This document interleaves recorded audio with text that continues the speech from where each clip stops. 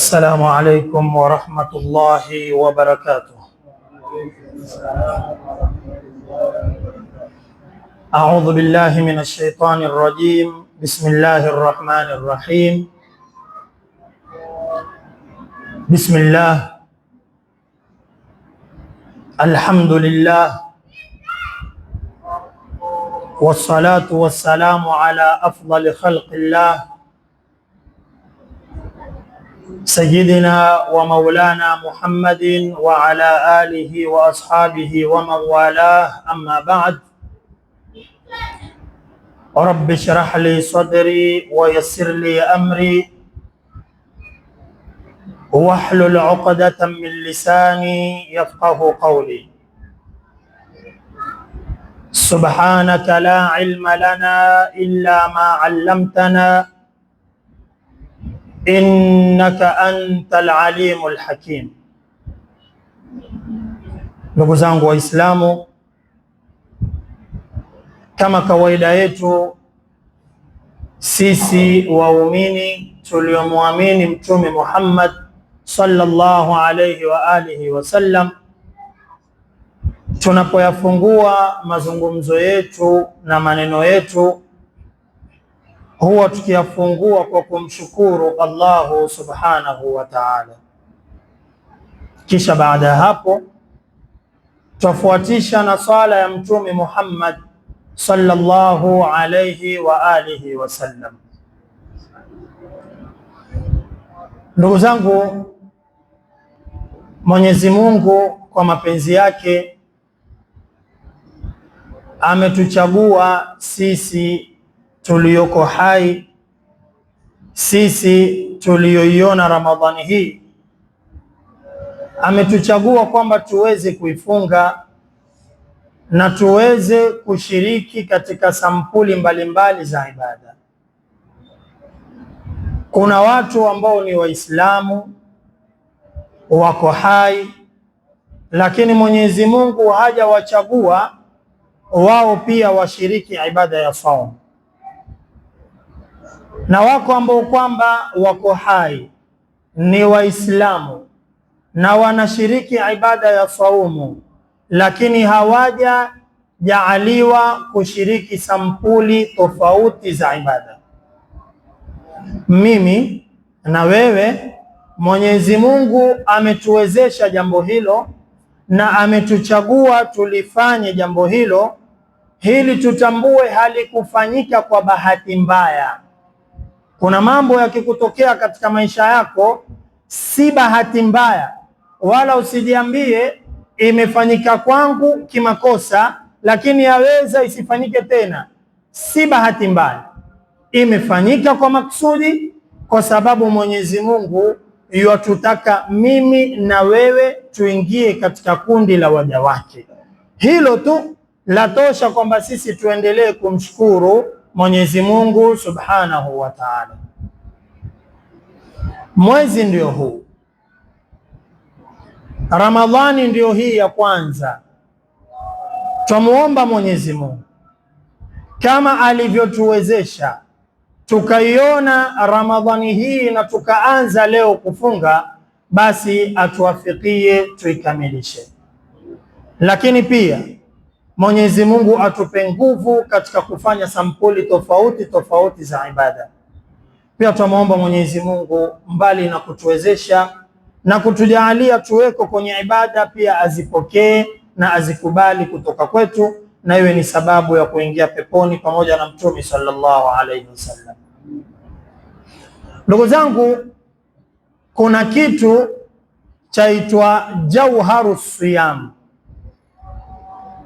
Kuna kitu chaitwa jauharu siyami, jauhar ya saumu. Jauharu siyami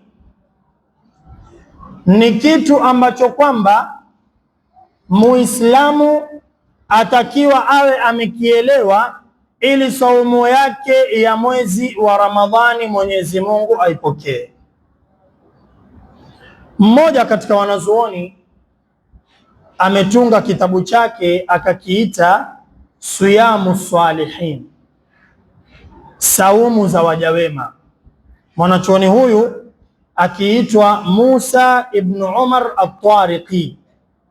Katika hichi kitabu Siyamu Salihina ameelezea hiyo ambayo sisi tutataka tuielezee hivi sasa, ambao ni jauharu as-siyam, jauhar ya saumu. Lakini kabla tuingie katika kuzungumzia jauhar ya saumu ni nini, kwanza tuanze na neno jauhar. Jauhar yenyewe kwanza ni nini? Tukijua jauhar ni nini, ndio tuende katika jauhar ya saumu ni ipi. Wanatuambia wanazuoni waliobobea katika lugha ya Kiarabu kwamba neno la jauhar linapotumika linatumika katika alhajarul karim wa nafisu kulli shay. Kuna yale mawe yale kama mfano wa hili, lakini yale ya thamani zaidi, yale ndio yanayoitwa nini? Jauhar. Au kitu chochote cha thamani, chochote cha thamani, huwa kitu hicho chaitwa nini? Chaitwa jauhar. Kitu chochote. Kwa hiyo chochote ulichokimiliki ambacho kwako wewe ni kitu cha thamani, kwa maelezo ya wanazuoni hawa akiwemo Ibn Manzur katika Lisanul Arab, waweza kukiita kitu hicho kwamba ni jauhar. Muhimu ni kitu ambacho ni cha thamani. Kwa mfano katika maneno husemwa jauharul lu'lu au husemwa jawahirul bahri, jauhar ya lulu. Yani ile lulu kwa kuwa ni kitu cha thamani, sasa yenyewe ni jauhar, au kuna kitu ndani ukikifungua ndani mwake ndio ukapata kuna jauhar, yani kuna kitu cha thamani. Ama husemwa jawahirul bahri, yani ukienda katika bahari na ukaingia ndani, yale mazuri utakaoyapata ukayatoa nje, ndio yanaitwa nini hayo? Jawahirul bahri. Matumizi haya ya kwamba jauhar ni kitu chochote ambacho ni kitu cha thamani yalipanuka yakapanuka mpaka ikafikia mahali ikawa hata katika maneno kuna maneno ambayo ni jauhar, nao ni yale maneno ya thamani ambayo ni maneno mazuri. Mwanadamu pia na yeye akaonekana ana jauhar, ambayo jauhar ya mwanadamu ni zile akhlaqi zake, ni zile tabia zake njema. Na saumu pia ikaonekana nayo pia ina jauhar, ambayo hiyo jauhar ndo ambayo tutataka tuizungumze katika ufunguzi wa darsa yetu ya leo. Kumaanisha kwa maelezo haya, jauhar ni ile lubbu shay wa haqiqatuhu wa asluhu alladhi yaqumu alayhi. Jauhar ni ile kiini cha kitu, uhakika wa kitu ambao lau si hicho kitu vilivyomo juu yake visinge kuweko wala visingepatikana. Ikipatikana jauhar, vile vitu vingine navyo vimepatikana. Ikikosekana jauhar, vile vitu vingine navyo pia vimekosekana. Ndiyo maana kamili ya neno la jauhar kama wanavyotuelezea wanazuoni. Na mafuhumu haya tulioyaeleza sio mafuhumu ya wanazuoni wa mantiq, sio mafuhumu ya wanazuoni wa falsafa, ni mafuhumu ya wanazuoni katika lugha ya Kiarabu peke yake. Kwa sababu hizi fani tulizozitaja, ukifika utapata neno jauhar huwa likielezwa kwa maana zingine, lakini katika lugha ya Kiarabu jauharu shay'i lubbuhu wa haqiqatuhu wa asluhu alladhi yaqumu alayhi, ndiyo jauhar ya kitu. Sasa kwa maelezo haya, lau kama tupiga mifano, twaweza tukasema hili jengo ambalo tuko la msikiti, hii sakafu mpaka kusimama kuna jauhar ambayo ndiyo iliyoizuia ikasimama.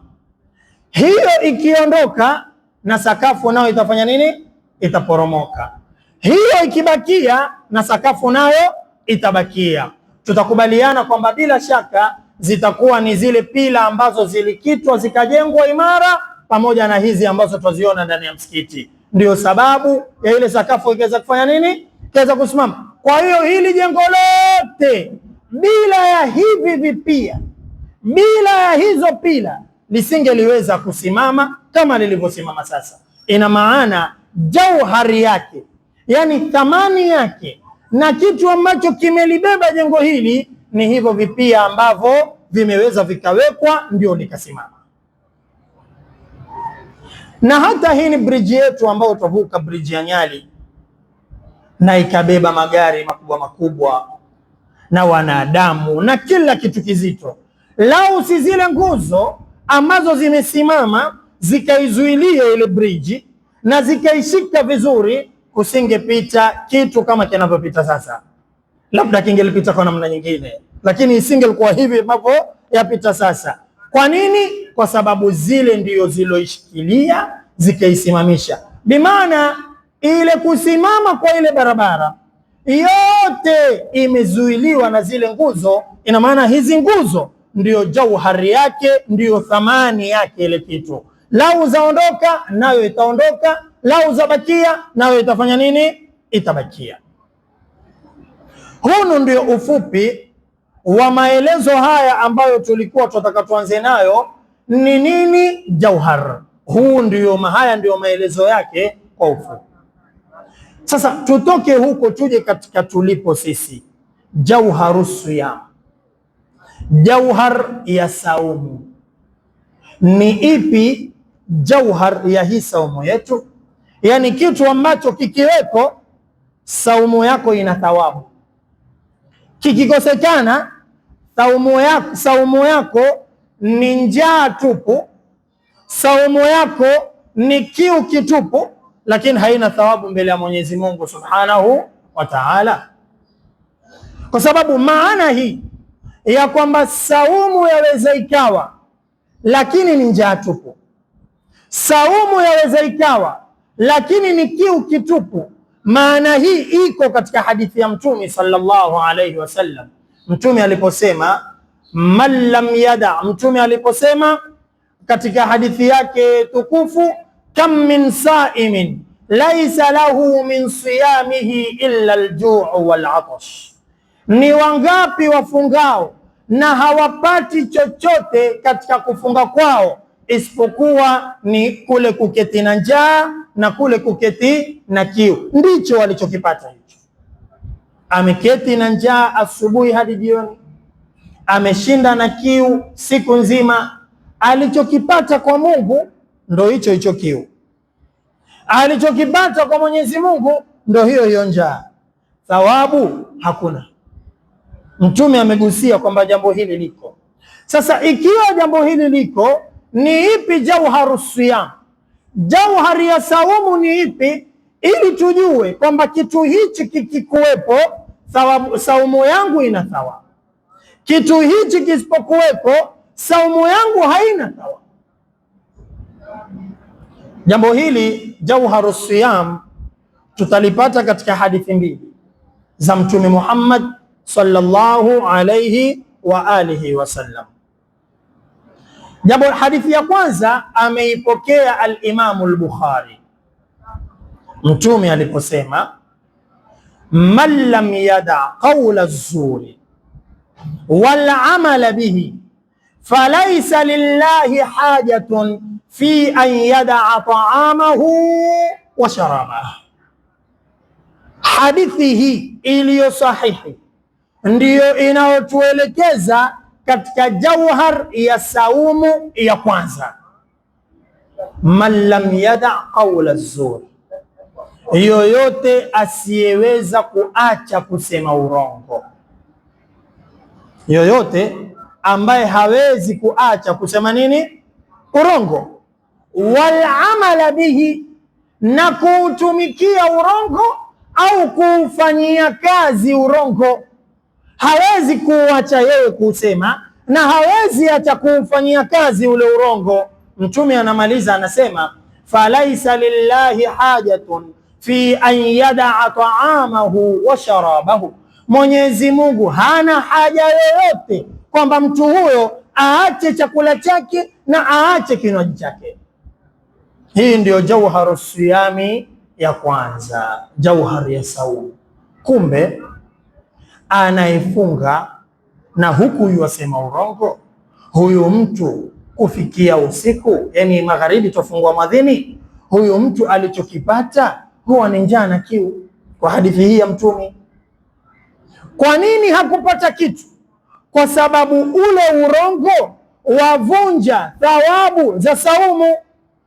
Kinyume chake, jauhari ya saumu, kitu ambacho kikipatikana saumu yako ipo, kikikosekana saumu yako haipo, ni ukweli. Ukiwa wewe wajipamba kwa sifa ya ukweli, saumu yako ipo. Tukisema ipo, maana yake thawabu za saumu zipo. Ikiwa wewe wajipamba kwa sifa ya urongo, saumu haipo, maana yake thawabu za hiyo saumu hazipo kwa kule kuzungumza urongo. Kumbe jauharu siyami ya kwanza ni Muislamu ajipambe na sifa ya kuzungumza ukweli na ajiepushe na sifa ya kuzungumza nini? Uongo.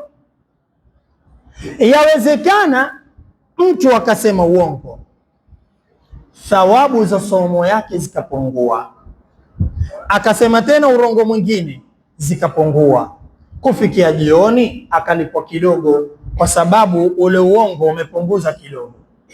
Lakini na mwingine akasema uongo mwingi, zikapunguza mpaka zikamaliza, kiasi afungue mwadhini, hakuna chochote katika ile saumu. Hiyo njaa na hicho kiu ndio alichopata, thawabu kwa Mwenyezi Mungu hakuna, kwa ule uongo mwingi ambao mtu ameshikana nao na kuuacha hataki.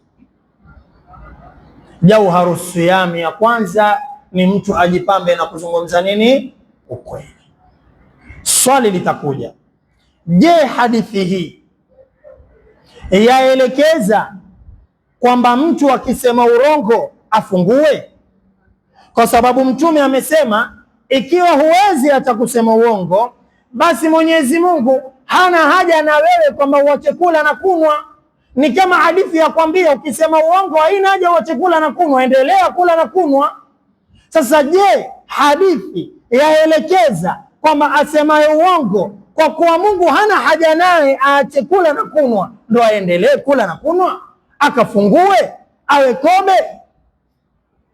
Jibu lake hapana. Hadithi haifundishi hicho kitu, si kwa karibu wala si kwa mbali, na kutaja kwetu katika hayo si kwamba iko njia hiyo, lakini ni kwa sababu isimpitie mtu. Kwa hiyo ni vyema tuifafanue kabisa. Hadithi haielekezi kwamba mtu akishasema urongo, Mtume asema Mwenyezi Mungu hana haja aache kula na kunwa, sasa ina haja gani niendelee, bora ndenkale mimi. Hadithi haielekezi hivyo kabisa. Nini hadithi yafundisha?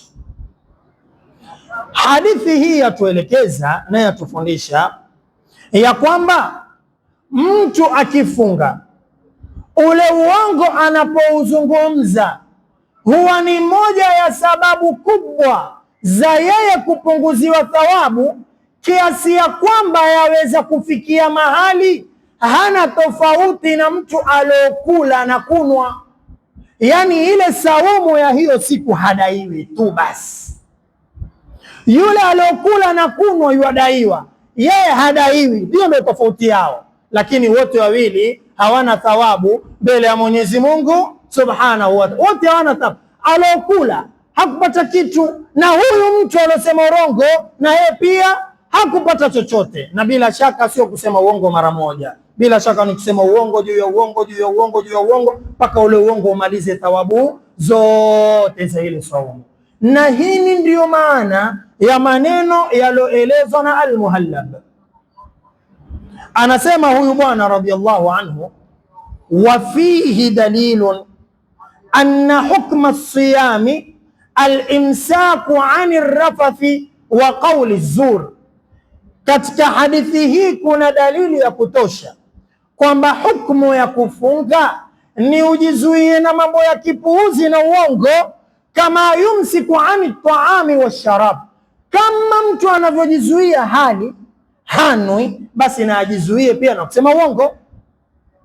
Haitokuwa na maana mtu hali hanwi lakini yazungumza urongo, ambakiana njaa hana thawabu. Huyu bwana anatuambia iko dalili katika hadithi hii, kama mtu anavyojizuia hali wala hanwi, basi pia ajizuie na uongo asiseme. Kwa nini? Asema wa in lam yumsik an dhalik, mtu asipojizuia sasa kusema urongo ikawa yausema, faqad tanaqqasa siyamahu, ameipunguza mwenyewe saumu yake, wa ta'arrada li sakhati rabbih, na amejipeleka mwenyewe kwenye hasira za Mola wake, wa tarki qabulihi minhu, na yeye mwenyewe ndo ameacha ile saumu yake Mungu asikubali, ni yeye mwenyewe kwa kule kuzungumza nini? Urongo. Ndio maana tukasema mtu atakikaniwa ajiepushe na uongo, badala yake ajipambe na sifa ya ukweli. Ndugu zangu, wanazuoni wanahoji, wanasema innal hadafa min as-sawmi huwa tahqiqu at-taqwa, lengo kubwa la saumu ni mtu awe mcha Mungu. Ndio ile kutiba alaykum as-siyamu kama kutiba ala alladhina min qablikum la'allakum tattaquna. Lengo kubwa la saumu ni mtu afikie kwenye ucha Mungu. Sasa wanahoji wanazuoni, wanasema fa aina at-taqwa, huwa ucha Mungu uko wapi? Hina tasumu butununa wa ta'si jawarihuna, ucha Mungu uko wapi ikiwa matumbo yetu yamefunga hayajatia kitu, lakini viungo vya muasi Allah, ucha Mungu utakuwa wapi? Tumbo halijatia kitu, njaa ziko kwenye matumbo, lakini viungo vya muasi Allah, na moja ya viungo ambavyo ndio vikubwa zaidi ni kiungo gani hicho? Ulimi. Na ulimi ndio usema ukweli na ndio usema nini? Uongo. Ikiwa mtu hali wala hanui, lakini bado yasema urongo, takwa itapatikana wapi? Wanazuoni wanauliza, wanasema ni lazima utambue jicho lazima ulihifadhi, masikio lazima uyahifadhi, na ulimi pia lazima uhifadhi. Uikumbuke aya ya Allah inayosema inna as-sam'a wal basara wal fuada kullu ulaika kana anhu mas'ula, kwa hakika jicho, sikio, jicho na moyo, wote hao mtu atakwenda kuulizwa mbele ya Mwenyezi Mungu Subhanahu wa Ta'ala. Masikio yako ulihifadhi, macho yako ulihifadhi, ulimi ulihifadhi, moyo ulihifadhi, mtu atakwenda kuulizwa na Mwenyezi Mungu Subhanahu wa Ta'ala. Ndio katika kulimalizia hili jambo la kwanza, jauharus saumi la kwanza, mmoja katika wenye kuandika mashairi mazuri ya kuzingatiwa ambayo yafundisha hichi tukizungumzacho, kwamba ukiwa wapanga urongo, wausema urongo bila kujali, wapunguza zile thawabu za saumu na waweza ukafikia mahali ukazimaliza kabisa. Mmoja ameandika kwa lugha ya ushairi akasema, idha lam yakun fi sam'i minni tasawunun wa fi basari ghadbun wa fi mantiqi samtu, ikiwa haikupatikana katika masikio yangu haya kuyahifadhi. Yani anasema yeye utakapomuona hajahifadhi masikio yake, yasikiza kila kitu tu yeye, lakini na macho pia, macho haja yafumba, yatizama kila kitu, lakini ulimi, wa fi mantiqi samtu, ulimi haja uhifadhi, yasema kila kitu yeye. Asema ukiniona nimefikia hapo, niko katika stage masikio yangu siyahifadhi, niko katika stage macho yangu siyahifadhi wala ulimi wangu, anasema huyu bwana, fahadhi idhan min sawmi aljuu wadhama, malipo yangu kwa Mungu ni kiu na njaa tu, hakuna kitu kingine. Si nimeshindwa kuhifadhi ulimi, si nimeshindwa kuhifadhi macho, masikio, basi wewe ukiniona mimi ni mtu yani sijali, nimefunga lakini nasema sema tu chochote, natukana, nasema urongo, nimefunga lakini kila kitu natizama, nimefunga lakini mimi kila kitu nasikiliza, yani siogopi. Asema jua kabisa kwamba thawabu zangu, yani fungu langu kwa Mungu ni aljuu wa dhama, njaa na kiu. Kisha anamaliza anasema, fa in qultu inni sumtu yaumi fama sumtu, lau nitakwambia my friend milioni nafunga, wewe jua mimi sijafunga, kwa ile tabia nilionayo ya kwamba nasema kila kitu, nafanya kila kitu, masikio si hifadhi, ulimi si uchungi, hata nikakufuata nikakwambia leo mimi nina saumu, wewe jua mimi sina saumu, nisikize niache, jua tu saumu nilionayo ni ile kufikia jioni nalipwa njaa na kiu, lakini thawabu sina, na ile deni pia sina, lakini thawabu mbele ya Mwenyezi Mungu sikupata kitu chochote. Kwa ndugu zangu, jauharu siyami ya kwanza ni mtu ajipambe na sifa ya ukweli na ajiepushe na sifa ya urongo. Ukweli ukipatikana, thawabu za saumu zitapatikana. Ukiondoka ukaja urongo, basi thawabu za saumu zitakosekana. Jambo la pili ambalo ni katika jauharu siyam, pia nalo twalitoa katika hadithi ya Mtume sallallahu alayhi wasallam ambayo ameipokea al-Imamu Muslim.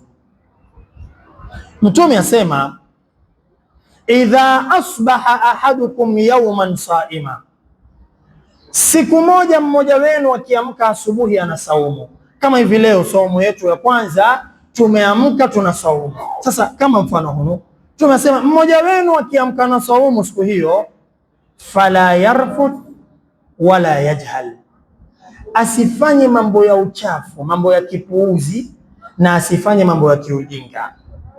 Mtu ameamka na saumu, la yarfuth la yajhal. Kisha Mtume aendelea asema, fa in imru'un shatamahu au qatalahu, ikitokea mtu akamtukana yule alofunga au akataka kupigana naye yule alofunga. Wewe una saumu, kuna mtu yakumiminia matusi, una saumu, kuna mtu yataka kupigana na wewe, Mtume akuelekeza namna ya kufanya. Sio kama yule bwana mmoja ambaye amefunga, na tukifunga tuwapole sisi, sio kama hivi tunavyofundishwa na Bwana Mtume sallallahu alaihi wasallam. Akatukanwa, jamaa akamvamia kwa matusi vizuri, hakumbakisha. Basi kila akitukanwa wala ajibu kitu, kimya mwenyewe, bana mimi siwezi kukujibu kwenye saumu. Kumbe kwenye akili yake yuayanwa na yuayahifadhi, tusi la kwanza ni hili, tusi la pili ni hili, la tatu ni hili, la nne, yote ameweka hapa kwa mpangilio. Adhana ya magharibi ilipoanza, Allahu akbar, Allahu akbar, hata kabla ya tende na maji au kahawa, kwanza akaanza kuyapangilia jibu sasa moja baada ya moja. Yani wakati ule ilikuwa siezi, lakini sasa tena chafika magharibi, nani alokuambia ikifika magharibi tutakuacha sisi? Hatukuachi. Akaanza kuyapangilia majibu. Lile tusi la kwanza jibu lake ili hapa, la pili jibu lake ili hapa, akaanza kumjibu yule bwana. Si hivyo hivyo.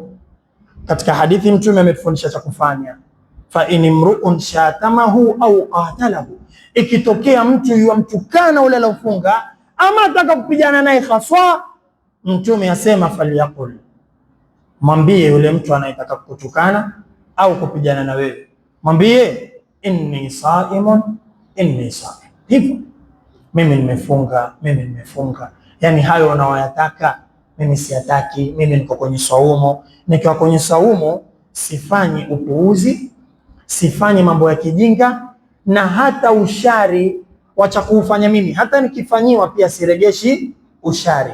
Mtu kutaka kupigana na mimi pia sikubali kupigana naye, kwa sababu mimi ni Muislamu na niko kwenye saumu, nimefunga.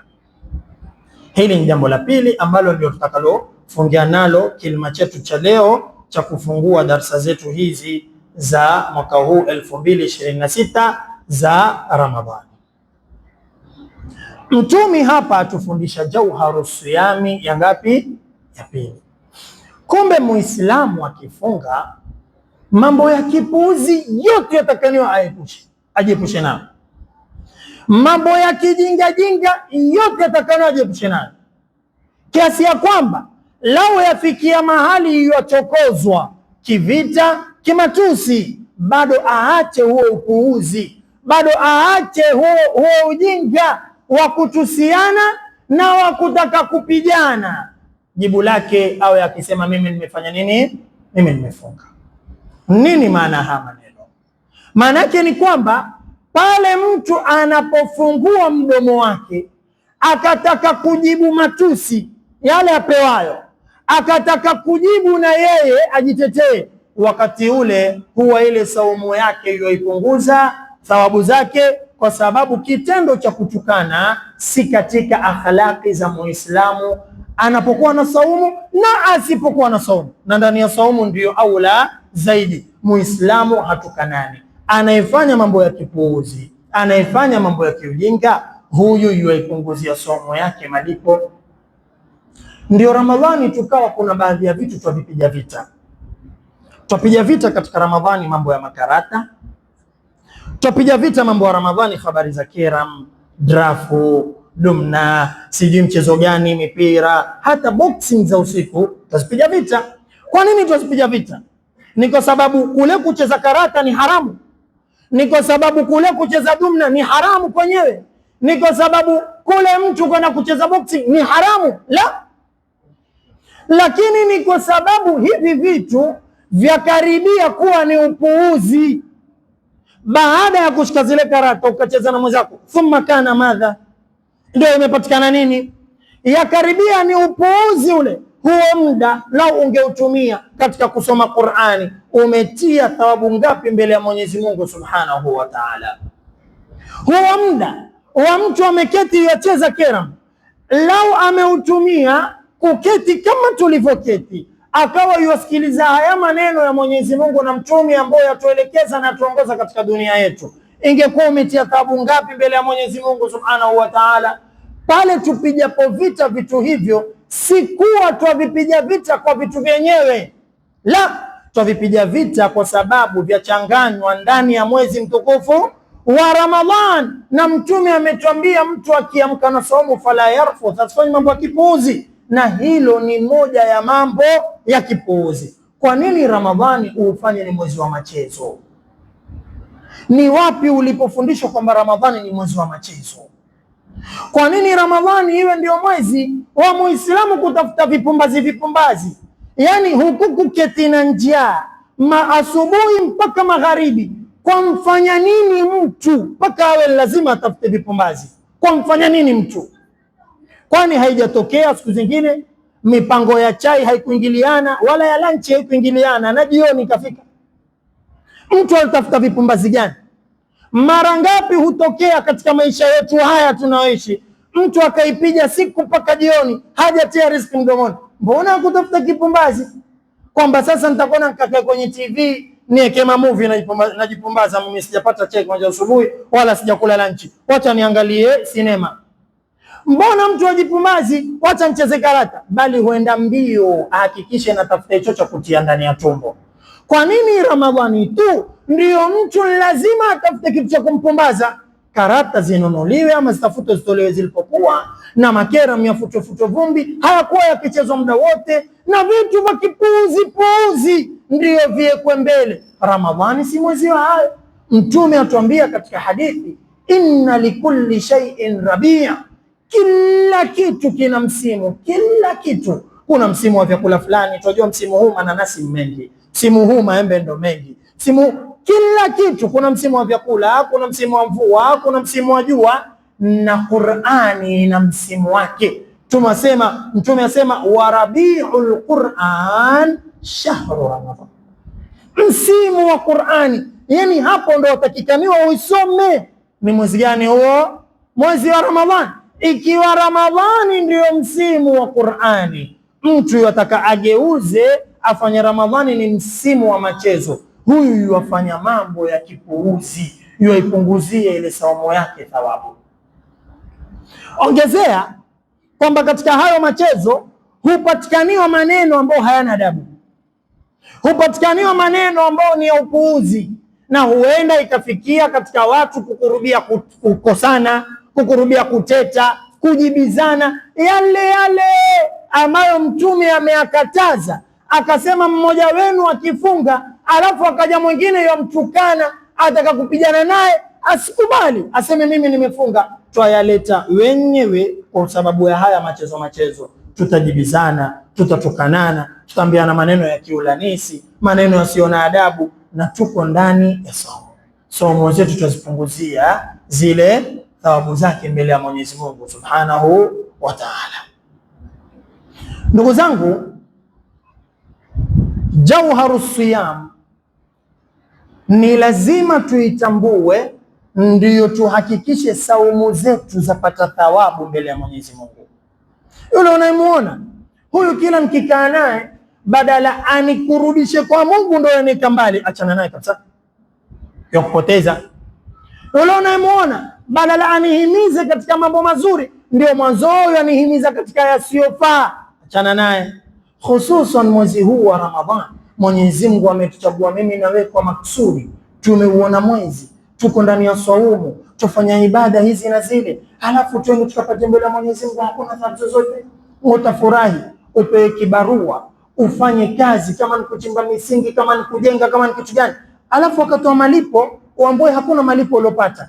Wewe uko tayari na kitu hicho? Sasa hiyo ni siku moja ukulipwa, kwa hiyo siku moja umeifeel, wataka kupigana, nimefanya kazi siku mpaka jioni nilipe. Je, kama ni mwezi mzima umenyimwa kulipa mwezi mzima, utafurahi wewe mbele ya Mwenyezi Mungu? Bila shaka utakwenda kuuma kidole kwa kujuta, kumbe mimi nilikuwa nafunga, lakini nafunga kiu na nafunga njaa. Hapa ndio ikawa ni dharura Muislamu ajipambe kwa sifa mzuri ndani ya huu mwezi mtukufu wa Ramadhani. Muislamu ajipambe na ukarimu, kile kichache ulicho nacho mgawie na ndugu yako Muislamu. Hauna basi angalau hiyo tende igambue mara mbili, kula kipande na mwenzako mpatie kipande. Ndivyo Mtume alivyotwambia, ittaqun nara walau bishiqqi tamra, toa japo ile nusu. Je, kama una zaidi? Muislamu lazima ajipambe kwa tabia mzuri ndani ya mwezi wa Ramadhani, asome Qur'an japo kidogo kidogo, si lazima akishika mashaf afungue katikati.